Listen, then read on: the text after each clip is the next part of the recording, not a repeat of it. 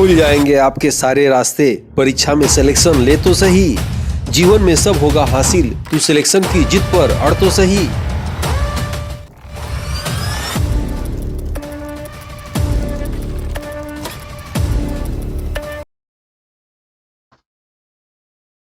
Aditya classes exam गुरु channel में आप सबका स्वागत है।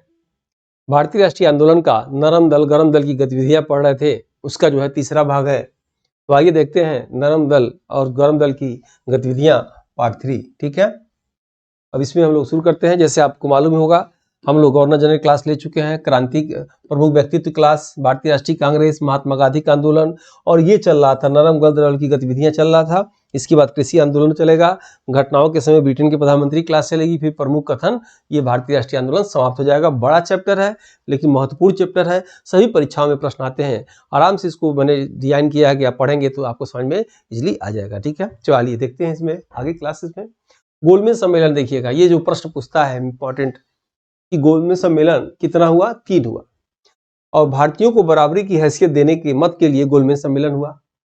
और तीनों कैसे होता है देखिएगा। प्रथम गोल सम्मेलन नवंबर 1930 में, अध्यक्ष होते हैं रैगजे मैकडोनाल्ड, उद्घाटन करते हैं कौन? जॉर्ज पंचन। याद रखिएगा क्या निष्कर्ष निकलता है इसमें? निष्कर्ष निकलता है कि एकता का अभाव था, इसलिए कोई निष्कर्ष नहीं निकला। और नोट याद रखिएगा, गांधी जी इरविन समझौते के बाद द्वितीय गोलमेज सम्मेलन में भाग लेते हैं। ठीक है, अब द्वितीय गोलमेज सम्मेलन में यानी तीनों गोलमेज सम्मेलन में डॉक्टर भीमराव अम्बेडकर भाग लेते हैं, और दूसरे में कौन भाग लेते हैं? गांधी जी भाग लेते हैं। ये प्रश्न अक्सर आता है। ठीक है, फिर आप देखेंगे कि दूसरे गोल सम्मेलन में 7 सितंबर से 1 दिसंबर 1931 कांग्रेस ने केवल इसी सम्मेलन में भाग लिया था। कांग्रेस के एकमात्र प्रतिनिधि गांधी जी ने किया था। द्वितीय गोलमेज सम्मेलन में कुल 31 प्रतिनिधि भाग लिए थे। याद रखिएगा, इस सम्मेलन में आपसी एकता का अभाव होता है। पुनः वही बात, क्योंकि सभी लोग पृथक निर्वाचन मंडल की मांग कर रहे थे। गांधी जी वापस आकर सविनय अवज्ञा आंदोलन की शुरुआत करते हैं। द्वितीय गोलमेज सम्मेलन की क्या विशेषताएं थी आप देखिएगा। पहला है कि गांधी जी एसएस राजपूताना जहाज से पहुंचते हैं। गांधी जी किंग्सले हॉल में ठहरते हैं और ब्रिटिश प्रधानमंत्री के साथ इनकी बातचीत सेंट पॉल पैलेस लंदन में होती है। फ्रैंक मॉरिस, याद रखिएगा, फ्रैंक मॉरिस ब्रिटिश पत्रकार थे। यानी फ्रैंक मॉरिस ब्रिटिश पत्रकार का कथन था कि अर्धनग्न फकीर के द्वारा ब्रिटिश प्रधानमंत्री से बातचीत हेतु सेंट पॉल पैलेस की सीढ़ियों पर चलने वाला दृश्य अद्भुत है। नेक्स्ट आप देखिएगा, याद रखें, यहाँ पे इंपॉर्टेंट है कि गांधी जी को अर्धनग्न फकीर फ्रैंक मॉरिस ने कहा था, यही जो ब्रिटिश पत्रकार था, चर्चिल ने नहीं कहा था। यह आप पॉइंट याद रखिएगा, मैंने डिटेल इसको लिख दिया इसीलिए। हिंदुस्तानी महिलाओं का प्रतिनिधि सरोजिनी नायडू ने और राष्ट्रीय दल का प्रतिनिधि मदन मोहन मालवीय ने किया था। तीसरा गोलमेज सम्मेलन 1932 में। ठीक है, अब देखते हैं इसमें क्या होता है। तीसरा गोलमेज सम्मेलन 17 नवंबर से 24 दिसंबर 1932 तक होता है इसमें। उसके बाद आप देखेंगे कि इस सम्मेलन में श्वेत पत्र रिपोर्ट जारी किया गया, जिसमें 1935 का भारत शासन अधिनियम हेतु जो है ठोस योजना का अंतिम स्वरूप जो है पेश किया गया। याद रखिएगा, 1935 का अधिनियम बहुत ही महत्वपूर्ण है, आपकी परीक्षा में आता है। प्रश्न एक तो ये आता है कि 15 अगस्त 1947 को देश आजाद हुआ, 26 जनवरी 1950 को भारत का गणतंत्र लागू हुआ, तो इस बीच 3 साल लगभग देश किस एक्ट से चला? तो याद रखिएगा 1935 के एक्ट से चला। 1935 का एक्ट का विरोध किया था, नेहरू जी ने विरोध किया था, और भीमराव अम्बेडकर ने कहा कि यही 1935 का एक्ट है जिसका भारतीय संविधान ऋणी है, जिसका जो है बहुत ही ऋणी है। याद रखिएगा। तो आइए इसमें देखते हैं। उसके बाद इस अधिवेशन के बनते ही कई क्षेत्रीय पार्टियां बनती हैं। अब हम लोग आएंगे सांप्रदायिक पुरस्कार 1932। 16 अगस्त 1932 को सांप्रदायिक पुरस्कार की घोषणा होता है, और ब्रिटिश प्रधानमंत्री रैगजे मैकडोनाल्ड ने कम्युनल अवार्ड जारी किया। सांप्रदायिक पुरस्कार घोषणा अंग्रेजों का बांटो और राज करो की नीति का एक भाग कहा जाता है। सांप्रदायिक पुरस्कार 1932 में अनुसूचित वर्ग और मुस्लिम वर्ग के लिए पृथक निर्वाचन मंडल की बात कही गई थी। नोट में याद रखिएगा, सांप्रदायिक पुरस्कार से गांधी जी यरवदा जेल में आमरण अनशन 20 सितंबर 1932 से प्रारंभ करते हैं, 5वें दिन बाद 26 सितंबर 1932 को गांधी और अंबेडकर के बीच पूना समझौता होता है। ये डेट याद रखिएगा, पूना समझौता कब होता है? 26 सितंबर 1932 को। अब पूना समझौता देखिए क्या होता है इसमें। गांधी अंबेडकर के बीच 26 सितंबर 1932 को एक समझौता होता है जिसे पूना समझौता के नाम से जाना जाता है। इस समझौते के अंतर्गत अंबेडकर ने हरिजनों के पृथक प्रतिनिधित्व की मांग को समाप्त करके एक साथ चुनाव की बात पर सहमत हुए। पूना समझौता में प्रांतीय विधानमंडलों में दलित वर्ग के 71 स्थानों से बढ़ाकर 148 सीट आरक्षित की गई। दूसरे केंद्रीय विधानमंडल में 18% सीट दलित वर्ग के लिए आरक्षित किया गया। गांधी जी को यरवदा जेल पूना में होने के कारण पूना समझौता पर हस्ताक्षर, ये प्रश्न कई बार आ चुका है कि पूना समझौता किसके बीच में होता है? तो महात्मा गांधी और डॉक्टर अंबेडकर के बीच में होता है। पुणे समझौते पर सिग्नेचर कौन करते हैं? दूसरा प्रश्न आ जाता है। तो मैक्सिमम बच्चों को लगता है कि महात्मा गांधी अंबेडकर थे, तो इन लोगों का ऐसा नहीं है। पूना समझौता पर सिग्नेचर कौन किया, यहाँ नोट कर लीजिएगा। सिग्नेचर करते हैं मदन मोहन मालवीय और CR गोपालचारी और अंबेडकर के बीच में सिग्नेचर होता है। फिर देख लीजिए इसको, गांधी जी के यरवदा जेल पूना में होने के कारण पूना समझौता पर हस्ताक्षर मदन मोहन मालवीय और C राजगोपालचारी और अंबेडकर के बीच में ये सिग्नेचर होता है। अखिल भारतीय आ चुका है कई बार, अखिल भारतीय हरिजन सेवक संघ या अखिल भारतीय हरिजन छुआछूत विरोधी लीग की स्थापना 1932 में होती है, जिसके संस्थापक गांधी जी और अध्यक्ष GD बिरला या घनश्याम दास बिरला होते हैं, याद रखिएगा। इसी बीच गांधी जी अपनी पत्रिका हरिजन को निकालते हैं। भारत में दलित वर्ग संघ की स्थापना डॉक्टर भीमराव अंबेडकर द्वारा किया गया। अभी इंपॉर्टेंट देखिएगा, भारत शासन अधिनियम 1935 इंपॉर्टेंट है और ये अक्सर एग्जाम में पूछता है। आइए देखते हैं इसमें। भारत शासन अधिनियम 1935 की शुरुआत साइमन कमीशन की नियुक्ति के साथ ही हो गई थी। 1935 के अधिनियम के अनुसार भारत में संघात्मक सरकार की स्थापना की गई।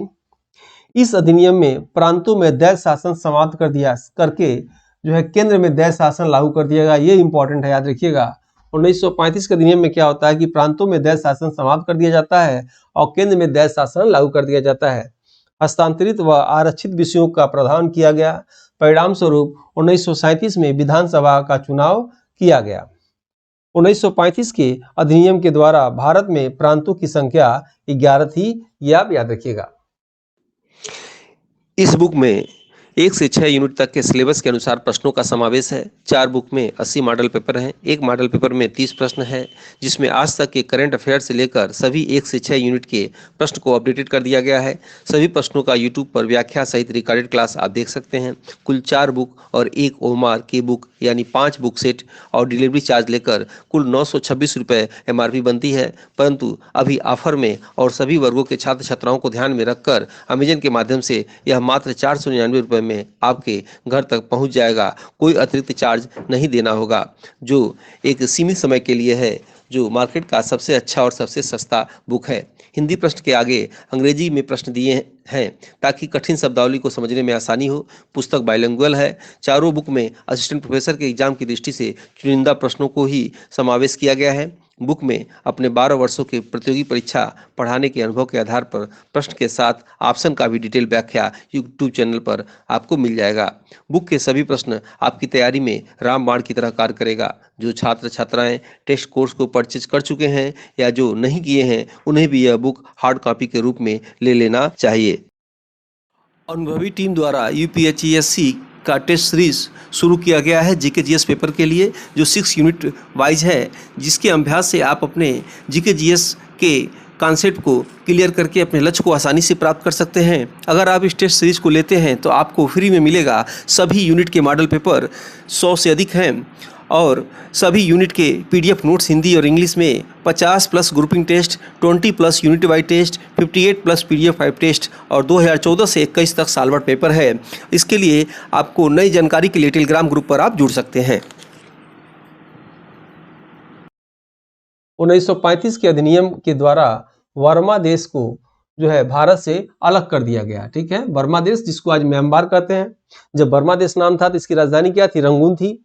आज म्यांमार देश नाम हो गया है तो इसका राजधानी क्या है, नेपिडो है। याद रखिएगा, नेपिडो राजधानी है। उसके बाद 1935 का अधिनियम ब्रिटिश संसद द्वारा पारित अब तक के अधिनियमों में सबसे बड़ा है, ये भी इंपॉर्टेंट पॉइंट है, याद रखिएगा। और 1935 के अधिनियम के आधार पर भारतीयों को सत्ता का हस्तांतरण किया गया। 1935 के अधिनियम से संबंधित प्रमुख कथन निम्नलिखित है। अब देखिएगा, जो लोग विरोध किए थे क्या कथन देते हैं। सी राजगोपालचारी का कथन था 1935 का अधिनियम दैत शासन से भी बुरा है। पंडित नेहरू क्या कहते हैं, पंडित नेहरू का कथन था कि 1935 का अधिनियम दास्ता का अधिकार पत्र है। ये पूछ सकता है, 1935 का अधिनियम दास्ता का अधिकार पत्र है, यह बात किसने कहा था, तो पंडित जवाहरलाल नेहरू ने कहा था। और फिर आगे क्या कहते हैं देखेंगे, पंडित नेहरू ने 1935 के अधिनियम को 135 के अधिनियम को एक ऐसी मशीन बताया जिसमें ब्रेक तो अनेक है लेकिन इंजन कोई नहीं है। ठीक है, जिन्ना का कथन आता है कि 1935 का अधिनियम पूर्णतः सड़ा हुआ है, मूल रूप से बुरा और बिल्कुल भारत आजाद होता है लेकिन भारत का कानून 26 जनवरी 1950 को लागू होता है। 1947 से 1950 के बीच भारत और 1935 अधिनियम के कानून द्वारा चलता है, इसलिए डॉक्टर भीमराव अंबेडकर द्वारा 1935 के अधिनियम को भारतीय संविधान का ऋणी बताया। यह इंपॉर्टेंट पॉइंट है, याद रखिएगा। नेक्स्ट, वर्धा योजना आप देखेंगे।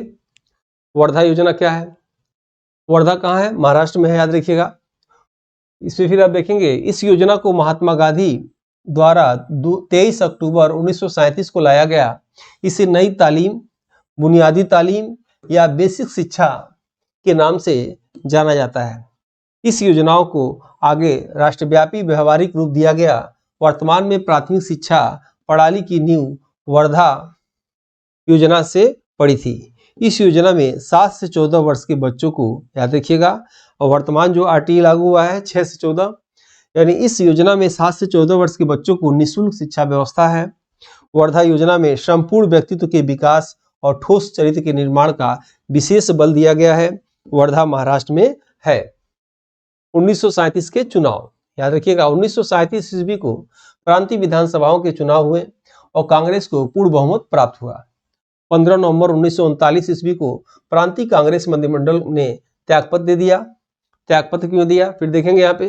त्यागपत्र देने का प्रमुख कारण यह था कि 1939 में शुरू द्वितीय विश्व युद्ध में उस समय वायसराय लिनलिथगो सबसे अधिक दिनों तक रहे थे।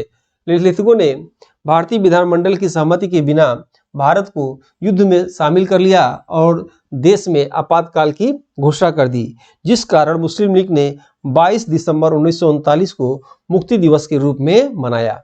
ये क्या कहते हैं कांग्रेस कि आपने द्वितीय विश्व युद्ध में भारत को शामिल कर लिया, पूछा भी नहीं, और इसलिए वो क्या करते हैं, त्यागपत्र दे देते हैं, और मुस्लिम लीग क्या करता है, मुक्ति दिवस के रूप में इसको मनाता है। ठीक है, अगस्त प्रस्ताव, अगस्त प्रस्ताव आज देखते हैं हम लोग। अगस्त प्रस्ताव 1940, ठीक है। अगस्त प्रस्ताव को 8 अगस्त 1940 ईस्वी को तत्कालिक वायसराय लिनलिथगो ने घोषित किया था। अगस्त प्रस्ताव के अनुसार द्वितीय विश्व युद्ध के समाप्त होने पर अब सभी भारतीय दलों के प्रतिनिधियों की सभा बुलाकर जो है उनके साथ संवैधानिक विकास पर विचार विमर्श किया गया था। अगस्त प्रस्ताव द्वितीय विश्व युद्ध में भारतीय का सहयोग प्राप्त करने के लिए किया गया एक प्रस्ताव था। प्रस्ताव के गवर्नर जनरल में सर्वाधिक कार्यकाल लिनलिथगो का है। भारत में गवर्नर जनरल में सर्वाधिक कार्यकाल किसका है, लिनलिथगो का है। ठीक है। पाकिस्तान की मांग 1940 में, ये भी इंपॉर्टेंट है। 23 मार्च 1940 ईस्वी को भारत में अलग मुस्लिम राष्ट्र पाकिस्तान की मांग की गई। ठीक है। पाकिस्तान की मांग मुस्लिम लीग के लाहौर अधिवेशन में हुआ। ठीक है, जिसकी अध्यक्षता करते हुए मोहम्मद अली जिन्ना ने किया था। आपको बताए थे कि पाकिस्तान के प्रथम प्रधानमंत्री कौन होते हैं, लियाकत अली, और पाकिस्तान के प्रथम गवर्नर कौन होते हैं, मोहम्मद अली जिन्ना, याद रखिएगा। नेक्स्ट आप देखेंगे क्रिस मिशन 1942। क्रिस मिशन का गठन 11 मार्च 1942 ब्रिटेन के प्रधानमंत्री चर्चिल के द्वारा किया गया था। लेकिन 23 मार्च 1942 क्रिस मिशन भारत आया और इसे 30 मार्च 1942 को सर स्टैनफोर्ड क्रिप्स ने दिल्ली में प्रस्तुत किया, जिसे क्रिप्स मिशन के नाम से जाना जाता है। अब देखेंगे क्रिप्स मिशन के अनुसार युद्ध के बाद एक संविधान सभा बनाया जाएगा। युद्ध के बाद मतलब क्या, द्वितीय विश्व युद्ध जो चल रहा था, ये बोले कि जब विश्व युद्ध समाप्त हो जाएगा तो हम क्या करेंगे, एक संविधान का निर्माण करेंगे। फिर ये क्या कहते हैं कि क्रिप्स मिशन के अनुसार युद्ध के बाद एक नए भारत का संघ का निर्माण किया जाएगा, जिसके अंदर का राज्य भारतीय जैसा चाहे नियम लागू होगा और बाहर की व्यवस्था ब्रिटिश सरकार जैसा चाहे वैसा होगा, जिसे अधिराज्य भी कहा जाता है। ये उन्होंने कहा कि जब द्वितीय विश्व समाप्त हो जाएगा तो एक ऐसा राज्य का निर्माण करेंगे जिसमें अंदर के नियम भारतीय जैसा चाहेंगे वैसा लगाया जाएगा और बाहर के नियम हम लोग जैसा चाहेंगे वैसा लगाएंगे। और उन्होंने एक और भी बात कहते हैं कि जो राज्य अगर इसमें शामिल न होना चाहे तो वो स्वतंत्र रूप से रह सकता है। अब यहाँ देखेंगे ब्रिटिश भारत का कोई प्रांत यदि संघ में शामिल नहीं होना चाहते हैं तो कोई बात नहीं, वह संघ से बाहर रह सकते हैं। ठीक है, नोट में देखेंगे अक्सर एग्जाम में नोट से पूछा जाता है, क्रिप्स मिशन का गठन को कांग्रेस अस्वीकार कर देती है। क्रिप्स मिशन का गठन पर जवाहरलाल नेहरू का कथन था कि मेरे पुराने मित्र क्रिप्स शैतान के वकील बनकर आए थे, इनको हम शामिल कर लूं तो भारत कई राष्ट्रों में बंट जाएगा। याद रखिएगा। नेक्स्ट है, महात्मा गांधी का कथन आता है कि Cripps mission post dated cheque के समान है। ये कई बार आ चुका है, इंपॉर्टेंट है। प्रश्न क्या आता है, Cripps mission post dated cheque के समान है, ये किसने कहा था? तो महात्मा गांधी ने कहा था। कांग्रेस ने इस मिशन के लिए चर्चा के लिए मौलाना आजाद और जवाहरलाल नेहरू को नियुक्त किया था। निम्नलिखितों ने गांधी जी के आंदोलन को राजनीतिक फिरौती नाम दिया था। भारत छोड़ो आंदोलन, इससे भी बहुत इंपॉर्टेंट प्रश्न आते हैं, इंपॉर्टेंट है, काफी अच्छे प्रश्न इससे निकलते हैं। सबसे पहले याद रखिएगा कि भारतीय राष्ट्रीय कांग्रेस के वर्धा बैठक में एक प्रस्ताव पारित किया गया जिसे सामान्यतः भारत छोड़ो प्रस्ताव या वर्धा प्रस्ताव के नाम से जाना जाता है। भारत छोड़ो आंदोलन क्रिप्स मिशन की असफलता के कारण महात्मा गांधी द्वारा ग्वालियर टैंक बंबई से इस आंदोलन की घोषणा करते हैं। भारत छोड़ो आंदोलन की तिथि 8 अगस्त 1942 होती है। भारत छोड़ो आंदोलन में अंग्रेजों द्वारा ऑपरेशन जीरो, ये प्रश्न आ चुका है, ऑपरेशन जीरो आवर के तहत 8 अगस्त 1942 का रात 12 बजे से सभी नेता को गिरफ्तार कर लिया जाता है। भारत छोड़ो आंदोलन का प्रारंभ 9 अगस्त 1942 को होता है। भारत छोड़ो आंदोलन में नारा दिया गया कि प्रत्येक व्यक्ति अपना स्वयं नेता स्वयं है, प्रत्येक व्यक्ति अपना नेता स्वयं है। ये भारत छोड़ो आंदोलन में दिया गया। करो या मरो किस में कहा गया? ये भी भारत छोड़ो आंदोलन में कहा गया। याद रखिएगा, प्रत्येक व्यक्ति अपना नेता स्वयं है, क्योंकि अंग्रेजों द्वारा इस आंदोलन को नेतृत्वहीन करने का पूरा प्रयास किया गया, जैसे 1857 प्रथम स्वतंत्रता संग्राम में किया गया था। ठीक है, भारत छोड़ो आंदोलन में गांधी जी भाषण में कहते हैं कि हम अपनी गुलामी को अस्थायी बनाए जाना देखने के लिए जीवित नहीं रहेंगे। कांग्रेस या तो कार्य करेगी या फिर मर जाएगी। यानी भारत छोड़ो आंदोलन में गांधी जी का नारा था करो या मरो। याद रखिएगा, उषा मेहता नाम आता है और राम मनोहर लोहिया ये रेडियो से क्या करते थे? रेडियो से संदेश प्रसारित करने का कार्य करते थे। गांधी जी सरोजिनी नायडू को आंगा खा पैलेस जो है पूना में, जैसे इस आंदोलन में क्या हुआ था ऑपरेशन जीरो आवर के तहत कि नेताओं को जेल में बंद कर दिया गया था, तो एक प्रश्न आता है कि किस नेता को किस जेल में बंद किया गया था, ये प्रश्न उठता है। तो उसी से संबंधित प्रश्न देखिएगा।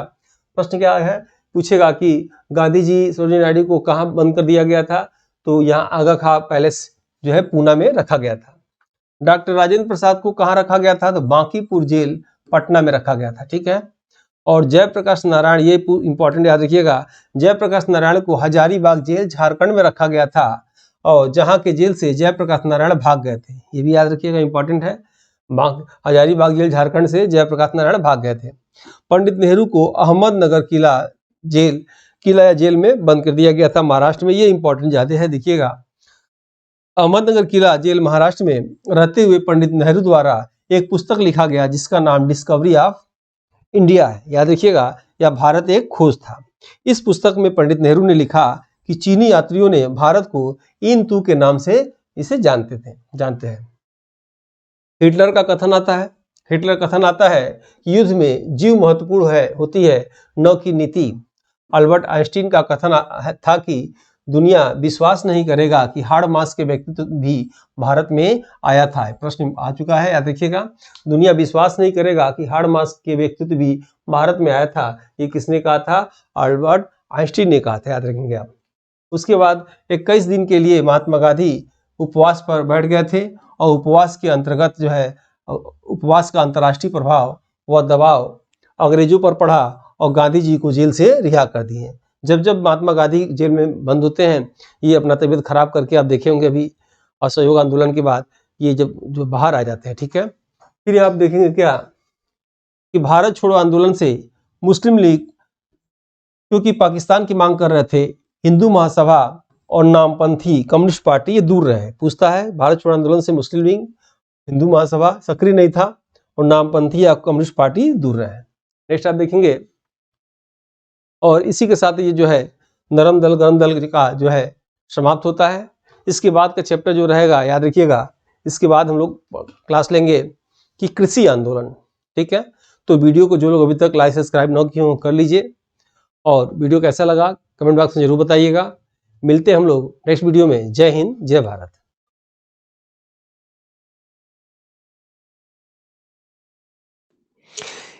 इस बुक में 1 से 6 यूनिट तक के सिलेबस के अनुसार प्रश्नों का समावेश है। 4 बुक में 80 मॉडल पेपर हैं। एक मॉडल पेपर में 30 प्रश्न है, जिसमें आज तक के करंट अफेयर से लेकर सभी 1 से 6 यूनिट के प्रश्न को अपडेटेड कर दिया गया है। सभी प्रश्नों का यूट्यूब पर व्याख्या सहित रिकॉर्डेड क्लास आप देख सकते हैं। कुल 4 बुक और 1 ओमार की बुक यानी 5 बुक सेट और डिलीवरी चार्ज लेकर कुल 926 रुपये MRP बनती है। परंतु अभी ऑफर में और सभी वर्गों के छात्र छात्राओं को ध्यान में रखकर अमेजन के माध्यम से यह मात्र 499 रुपये में आपके घर तक पहुंच जाएगा। कोई अतिरिक्त चार्ज नहीं देना होगा, जो एक सीमित समय के लिए है, जो मार्केट का सबसे अच्छा और सबसे सस्ता बुक है। हिंदी प्रश्न के आगे अंग्रेजी में प्रश्न दिए हैं ताकि कठिन शब्दावली को समझने में आसानी हो। पुस्तक बाइलिंगुअल है। चारों बुक में असिस्टेंट प्रोफेसर के एग्जाम की दृष्टि से चुनिंदा प्रश्नों को ही समावेश किया गया है। बुक में अपने 12 वर्षों की प्रतियोगी परीक्षा पढ़ाने के अनुभव के आधार पर प्रश्न के साथ ऑप्शन का भी डिटेल व्याख्या यूट्यूब चैनल पर आपको मिल जाएगा। बुक के सभी प्रश्न आपकी तैयारी में रामबाण की तरह कार्य करेगा। जो छात्र छात्राएं टेस्ट कोर्स को परचेज कर चुके हैं या जो नहीं किए हैं, उन्हें भी यह बुक हार्ड कॉपी के रूप में ले लेना चाहिए। अनुभवी टीम द्वारा UPSC का टेस्ट सीरीज शुरू किया गया है जीके जीएस पेपर के लिए, जो 6 यूनिट वाइज है, जिसके अभ्यास से आप अपने जीके जीएस के कॉन्सेप्ट को क्लियर करके अपने लक्ष्य को आसानी से प्राप्त कर सकते हैं। अगर आप इस टेस्ट सीरीज को लेते हैं तो आपको फ्री में मिलेगा। सभी यूनिट के मॉडल पेपर 100 से अधिक हैं और सभी यूनिट के PDF नोट्स हिंदी और इंग्लिश में 50+ grouping test, 20+ unit wise test, 58+ PDF 5 test और 2014 से 21 तक सालवर्ड पेपर है। इसके लिए आपको नई जानकारी के लिए टेलीग्राम ग्रुप पर आप जुड़ सकते हैं।